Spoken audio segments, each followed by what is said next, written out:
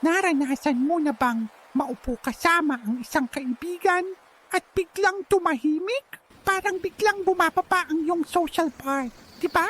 Nakakaramdam ka ng pressure na kailangang magsalita. Sa isip mo, lumalabas ang isang awkward silence, moodlet na kulay pula. Nag-aalala ka, boring ba ako? Galit ba siya? Pero teka, hindi lahat ng katahimikan ay masama. Isipin mo ito.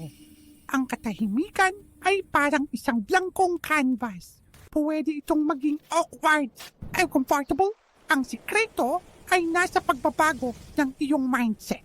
Sa halip na isipin, kailangan kong magsalita. Subukan mong isipin, wow, komportable kami sa isa't isa.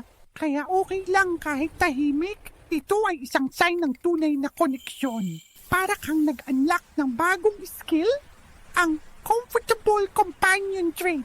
Sa susunod na mangyari ito, huminga ka ng malalim, tumingin sa paligid, gumiti. Hindi mo kailangang punuin ang bawat segundo ng salita.